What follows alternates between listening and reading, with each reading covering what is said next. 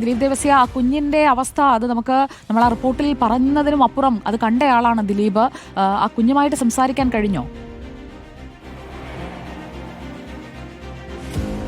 തീർച്ചയായിട്ടും സുജിയ, ഞാൻ ആ മോളുമായിട്ട് സംസാരിച്ചിരുന്നു. പക്ഷേ ആ മകൾക്ക് എന്താ നമുക്ക് പറയാൻ പോലും പറ്റില്ല.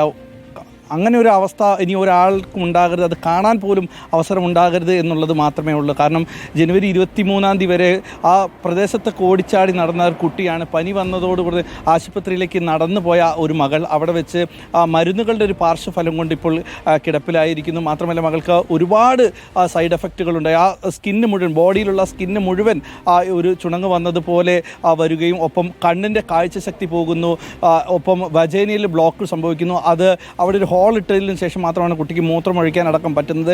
ഇനി ആ കുട്ടി വലുതാകുന്ന സമയത്ത് ആർത്തവം അടക്കം ഉണ്ടാകുമ്പോൾ അത് വലിയ ഗുരുതരമായ പ്രശ്നങ്ങളിലേക്ക് എത്തുമെന്നുള്ള കാര്യങ്ങളടക്കം ഡോക്ടർമാർ പറയുന്നു. ഇപ്പോൾ അടിയന്തരമായിട്ട് ചെയ്യേണ്ടത് ഈ കുട്ടിക്ക് എങ്ങനെയെങ്കിലും വെളിച്ചത്തെ കാണാൻ പറ്റുന്ന തരത്തിലേക്കുള്ള ഒരു സർജറി ചെയ്യണം. അതിനൊരു ഭീമമായ തുക വേണം. ഒരു 10 ലക്ഷം രൂപയിൽ താഴെ മാത്രമേ ആ പണം വരികയുള്ളൂ. പക്ഷേ അത് ഈ കുടുംബത്തിന് താങ്ങാൻ കഴിയാവുന്നത് അപ്പുറമാണ്. ഇപ്പോൾ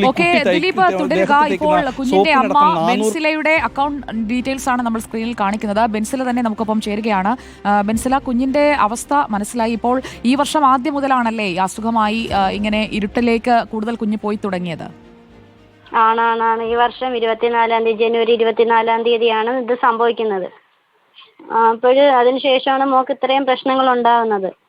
അത് സ്കിന്നിന്റെ കാര്യങ്ങളൊക്കെ നമുക്ക് എങ്ങനെയെങ്കിലും നോക്കാമെന്ന് വെക്കാം. പക്ഷെ കൊച്ചിന്റെ കണ്ണിന്റെ കാര്യം വളരെ ഒരു പരിതാപകരമായിട്ടാണ് പൊയ്ക്കൊണ്ടിരിക്കുന്നത്. നമുക്ക് കുനിഞ്ഞിരുന്നാലേ കാണാൻ പറ്റത്തുള്ളൂ.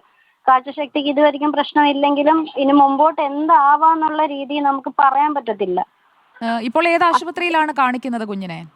ഇപ്പം മോളെ മധുര പ്രൈവറ്റ് ഹോസ്പിറ്റലാണ് കാണിക്കുന്നത്. അവിടെ കാണിച്ചിട്ട് ഒരു ഇതും ഇല്ല. പിന്നെ ഞങ്ങള് ഗിരിധറി കാണിക്കാൻ ഉദ്ദേശിക്കുകയാണ്. കാരണം അവിടെ നിന്ന് ആ ഡോക്ടേഴ്സ് പറഞ്ഞ കാര്യങ്ങളിൽ ഇപ്പം നടന്നുകൊണ്ടിരിക്കുക. കാരണം തുടരെ 3 സർജറി ചെയ്താലേ മോക്ക് തുറന്നിരിക്കാൻ പറ്റത്തില്ല, കണ്ണ് തുറക്കാൻ. കണ്ണിന് സപ്പോർട്ട് ഇല്ലാതെ ഒന്നും ചെയ്യാൻ പറ്റത്തില്ല. ഇപ്പോൾ കുഞ്ഞിന് ആളുകളെ കാണാനും തിരിച്ചറിയാനും ഒക്കെ സാധിക്കുന്നുണ്ടോ? ഈ വെളിച്ചവുമായിട്ടുള്ള പ്രശ്നം എന്താണ്? വെളിച്ചം മോക്ക് പറ്റത്തില്ല. മോളെ ഒരു റൂമിനകത്താണ് മോള് ഇരിക്കുന്നത്. മോക്ക് വലിയ കട്ടി കൂടിയ കർട്ടനൊക്കെ ഇട്ടിട്ടാണ് എല്ലാം ചെയ്യുന്നത്. കുഞ്ഞിന് ഈ വെളിച്ചം കണ്ണിലേക്ക് അടിക്കുമ്പോൾ വേദന വരിക അങ്ങനെയാണോ? അപ്പോൾ ഡോക്ടേഴ്സ് എന്താണ് പറഞ്ഞത്? അടിയന്തരമായിട്ട് ഇപ്പോൾ ഒരു ശസ്ത്രക്രിയ, സർജറി ചെയ്യണമെന്നാണോ?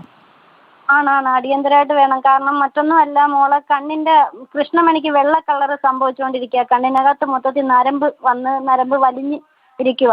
അങ്ങനെ സംഭവിച്ചൂടാ.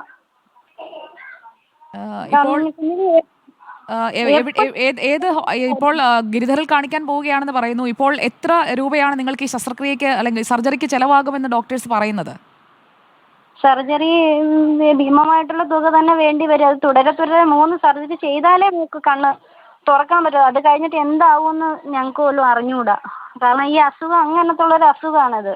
ഇത് ആരോഗ്യമന്ത്രിയോ സർക്കാരിനെയോ അങ്ങനെ എന്തെങ്കിലും ബന്ധപ്പെട്ടിരുന്നോ? നമ്മളിപ്പോൾ ഇക്കാര്യം അധികൃതരും കൂടി കാണുന്നുണ്ട് ഈ പരിപാടിയിൽ. അപ്പോൾ നിങ്ങൾ ആരോഗ്യമന്ത്രിയെയോ അല്ലെങ്കിൽ സർക്കാരിനെയോ അവിടുത്തെ MLA യോ ആരെങ്കിലും ഒക്കെ അറിയിച്ചിരുന്നോ കുഞ്ഞിന് ഇത്രയധികം ബുദ്ധിമുട്ടാണെന്നുള്ളത്?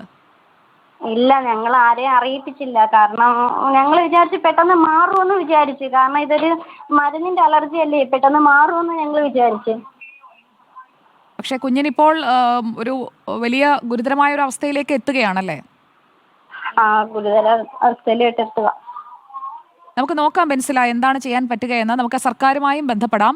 ഇക്കാര്യത്തിൽ ഒരു തുടർ ചികിത്സയൊക്കെ വേണ്ടതല്ലേ? അപ്പോൾ നിങ്ങൾക്കിപ്പോൾ അതിനുള്ള ഒരു സാമ്പത്തിക ഭദ്രത ഇല്ല എന്നാണ് ഞാൻ ദിലീപിൽ നിന്ന് മനസ്സിലാക്കിയത്. ഒരു കുടുംബത്തിന്റെ ഒരു വരുമാനമൊന്നും ഈ തുടർ ചികിത്സകൾക്ക് ചെയ്യുന്നതിനും തികയുന്ന രീതിയിൽ ഇല്ല എന്നാണ് ഞാൻ കരുതുന്നത്. അത് സത്യമായിട്ടുള്ളൊരു അവസ്ഥയാണ്. കാരണം ദിലീപ് സാർ ഇവിടെ വന്ന് കണ്ട അവസ്ഥയത്. അപ്പോൾ ബെൻസില സമാധാനമായിട്ടിരിക്കും. നമുക്ക് നോക്കാം. നമുക്ക് കുഞ്ഞിന്റെ കാഴ്ചശക്തിയൊക്കെ തിരിച്ചു കിട്ടുന്ന രീതിയിൽ, അതിന്റെ ചികിത്സയിലേക്കൊക്കെ കടക്കാൻ പറ്റുന്ന രീതിയിൽ നമുക്ക് സർക്കാർ സംവിധാനങ്ങളുമായും ചേർന്ന് അതുപോലെ തന്നെ സഹായിക്കാൻ ആരെങ്കിലും ഒക്കെ എത്താതിരിക്കില്ല. നമ്മളിപ്പോൾ ഈ വാർത്തയിലൂടെ തത്സമയം കുഞ്ഞിന്റെ അവസ്ഥ എന്താണെന്ന് കാണിച്ചുകൊണ്ടിരിക്കുകയാണല്ലോ. സമാധാനമായിട്ടിരിക്കും ബെൻസില.